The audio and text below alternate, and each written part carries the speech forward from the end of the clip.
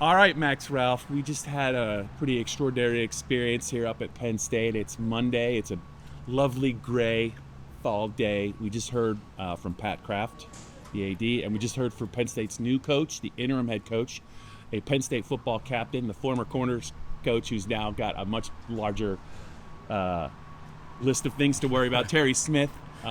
Really interesting, I thought, both press conferences with some revelations. There was some emotion. James Franklin was brought up, but it's not a typical Monday presser for you or I. But there was a lot of really good back and forth. We learned about recruiting. We learned about what Terry Smith's plan was. We learned about Pat Kraft and what he's looking for in the next head coach. We learned that Terry Smith is absolutely under consideration, and that Terry would certainly like to be the next head coach. But there's so much to process, whether with all the stuff that we just got to.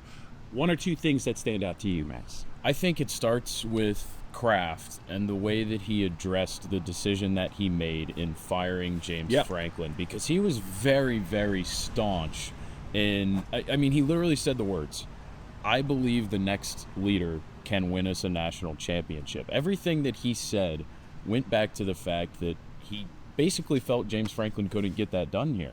And I think that it was a factor. It built up over time. He said that it was not a decision that was made based on the past 3 losses alone. He said he's been evaluating everything and was always ready to make this decision if it became a necessity. And he said it got to the point where he just felt that it was the right time.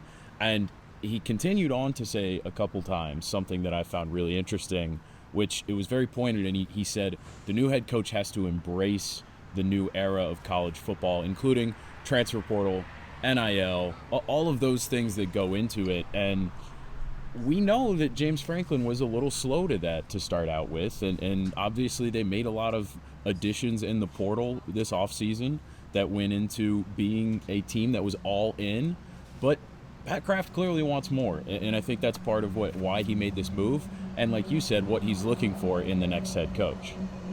I just felt there was no other choice. I wrote that down. He said that at one point. He also said he was going to sleep on it maybe another day. Yeah. But he just couldn't do it. I think he read the room correctly, that it was time to move on, and he did so quickly. Yeah, I'm with you. He said he started thinking about it immediately after Saturday night, slept on it, and got there. And Terry Smith said that he found out around 1:20, and James Franklin did get a chance to address the team, which he said was an emotional scene because, as Terry said, James Franklin's been here for 12 years, and everybody who's been in the Lash building was brought there by James Franklin. And so everybody has a connection to him, and it's definitely an emotional scene. Yeah, and he also said James told him that if anything ever happened with me, I would recommend you for the job. Yeah. Max, you do a lot with recruiting, and I think recruiting played a part in this as well. In the last couple of days, there's been some not great news for Penn State. I think that definitely was a factor as well. Yeah.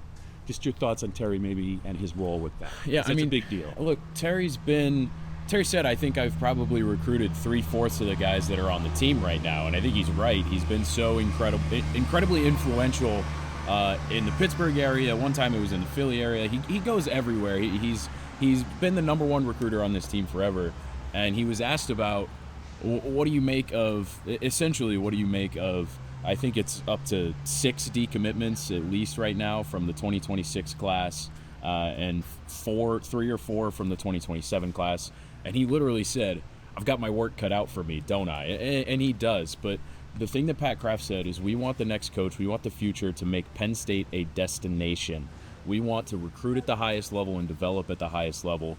And again, I think that goes back to the way that things kind of shook out here over the past couple of years. I think everything Pat Kraft said today was very pointed, and he wants to see things, especially recruiting, take a step forward in the future. Max, I also think as Terry continued to speak today, he said what Pat Kraft wanted to say about maybe making the change. He talked about grit, and I mean a lack of grit. He said, I think it was very noticeable the last 2 games when teams that are not as talented, physically talented as Penn State, are holding their own or more at the line of scrimmage, and there was not really much of a response from Penn State. That's an issue. He said at one point, when he was talking about the second half of the season, you guys aren't going to have to ask me about our effort again. Yeah. And that is telling. Pat wants to, and James, I think they do have a relationship. I think Terry and James have a relationship. But when you say that, it's pretty clear that James had kind of lost the team, and whatever his message was, it was not getting through, and it was clear as day to Terry. I think it was clear to Pat, and I think that's another reason why they absolutely got it right. He's not going to talk about the buyout and how that was kind of handled, but I don't really think they had any choice at all. The only question was how soon was the announcement going to come on Sunday. Yeah, you're right. I think Terry Smith said 3 times at least. He mentioned we need to get our grit, our toughness, our swag, offensive line and defensive line. And then he said it starts up front. He said this week a big focus is the defensive line and the offensive line getting back on track. And to add to your point about the past 2 losses, he said, I don't think any of the 3 teams we lost to were better than us. And he said specifically that included Oregon. He thought that Penn State was a better team in those games.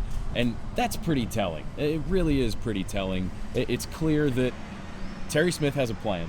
Yeah. He's very motivated to get this thing turned around. No matter what the rest of the season will look like, he was not happy with what went down. And I think it comes down to James might have lost the locker room. Yeah, I like that Terry had a little bit of a sense of humor about this. He was not uptight. Yeah, I think that's important. I think he's going to have these guys playing harder. Also very telling when Greg Pickle, who used to work at PennLive, was asked about A.J. Harris and what happened to him. Yeah. I think this is going to be more of that. Like, A.J. Harris got burned on a touchdown pass. He did not play again. People were wondering if he was hurt. He was not hurt. Yep. Accountability is going to be a big deal.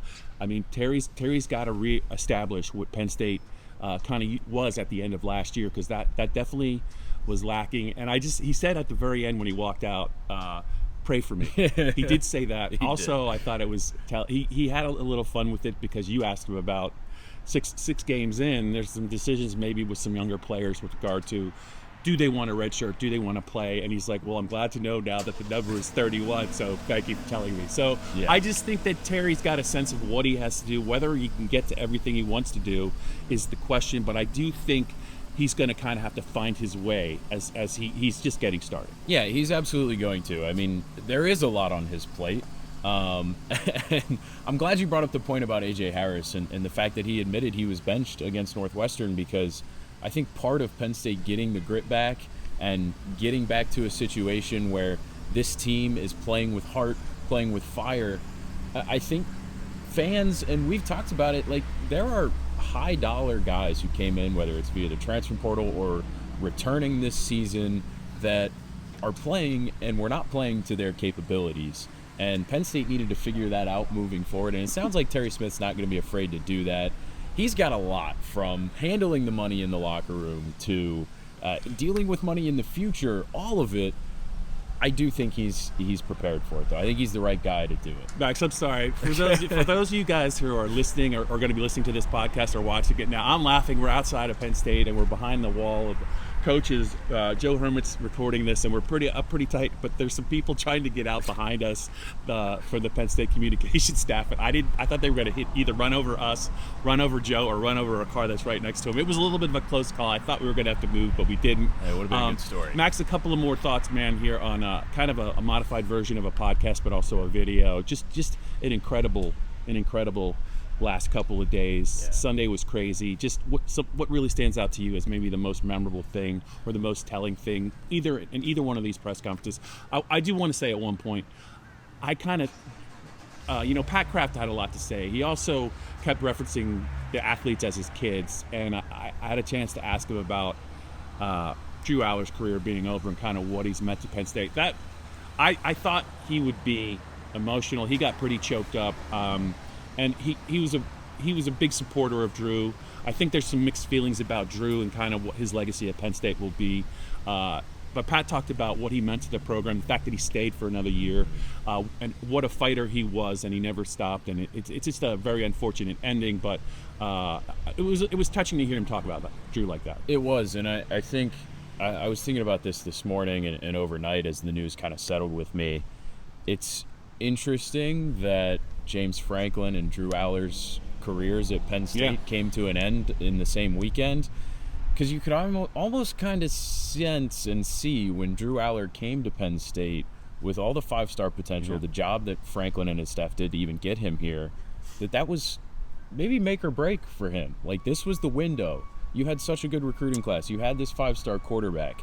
Everything is on the table to do it, and it didn't end up happening. And obviously, it ended up being the hook for James Franklin. But for Drew Aller, you can't help but feel for him. Obviously, things did not go the way he wanted them to while he was here. But as Pat Kraft said, I mean, he fought hard as a player here and went through a lot with fan attention, and obviously NIL and college athletes being paid plays a factor and everything. But he did a lot here. He went through a lot here, and you never want to see somebody like that go down before it's really their time, and that's what happened. You look where Oregon is, you look where Ohio State is right now after winning. You look at Indiana, and everything you said is true. I felt all along at the start of this year that it really was, if it wasn't going to be this year for Penn State to maybe not win the title but get to the championship game, if it wasn't going to be this year, it wasn't going to happen. You look at his record against top 10 teams. You look at his record against the Buckeyes. He had Drew. He had the offensive line. For different reasons, it just doesn't work out. Drew got hurt. The offensive line just has not been very good. I'm really surprised about that. I think Terry Smith, that's a priority. They need to get meaner. There's some accountability there. The same for the defensive line. But your point about they are tied together. Drew and James, like it or not, they are tied together. The moment he got here, there was going to have to be a point in where you thought, this is why we brought him here. We're going to get there. And, after the UCLA game, that kind of went out the window. So the clock was really ticking on both of them. Drew has been really, really tremendous. He's going to be a player in the NFL. But, when I look back at his career, a lot of it was not his fault. The wideouts, all of it. There were issues, better teams. But, when I look back at his career and I think about maybe a signature moment, maybe it was going to come later this year, but he's not going to get another shot at Ohio State or somebody like that. So it's very unfortunate. But I really think that Pat said all that needed to be said about what Drew meant to Penn State and to James Franklin. Yep, absolutely. And Drew Aller is going to be a very controversial figure in Penn State's history because his numbers are pretty good. He's got a few stats that are at the top of the record books all time, and he just never really won the big game. But he goes through offensive coordinators that have been shaky at times, receiving cores that have been shaky at times. And I was having the conversation with a couple of people last night. Like, when he came in as a freshman in relief of Sean Clifford in a couple of games, he made throws that dazzling, were tantalizing. Dazzling, yep. I mean, all of us on the beat are just like, wow, this kid, like, what is he going to be here? And it never really materialized that way, which is unfortunate for all parties involved. And you ask questions about why that happened, whether it's him, his mental makeup, whether it's the coaching staff. But I think it's really poetic in a fairly unfortunate way that it came to an end for James and Drew Aller on the same weekend. One more thing, Terry said no more staff changes as of now, but I think he's kind of going to play it by ear for this week. No more staff changes. Jordan Lucas, a Penn State defensive back that actually played for James Franklin, I believe, early in James's career, is going to take over the corners role. That's something to look for. Ethan Grunkmeyer is going to be the guy in Iowa City in a very challenging environment to make his first career start. I just think it's going to be funny to see. I think Terry's going to really have to learn how to budget his time even more because this week is going to pass very quickly before they get on the plane. And he said something about shocking the world. He had a smile on his face, but he's got his work cut out for him, but he seems like he has the right attitude. And if he's going to start with the offensive line and the defensive line and maybe holding people more accountable, I don't think you can ask for any more if you're a Penn State fan, especially how angry you were coming as James Franklin came off the field. That's for another disappointing loss against Northwestern. Yeah, I mean, I think the expectations are thrown out the window as far as wins and losses go for the rest of this season for Penn State.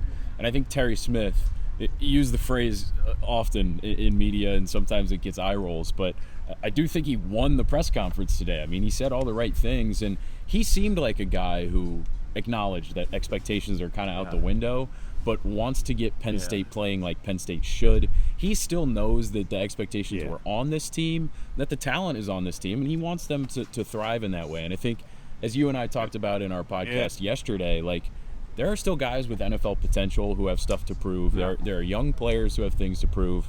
I think Terry Smith's the right guy to do it, and I think he has the mindset that regardless of what happens with him and the rest of the coaching staff in the future, he definitely has all his focus on this year and doing the right thing. Terry Smith did win the press conference. I'm not sure how many more wins he's going to have. He did win today. Max, we got a busy week ahead of us here on PennLive, whether it's with columns, whether it's with news coming out of these 2 press conferences with Pat Kraft and Terry Smith, whether it's with practice availabilities or podcasts. But we are on the clock now. I hope you guys enjoyed this extended video, and also it's really good. I think we're going to turn it into a podcast. But Max, I don't know when I'm going to talk to you again, but I have a feeling it's going to be very, very soon. I've got the same feeling, Bob.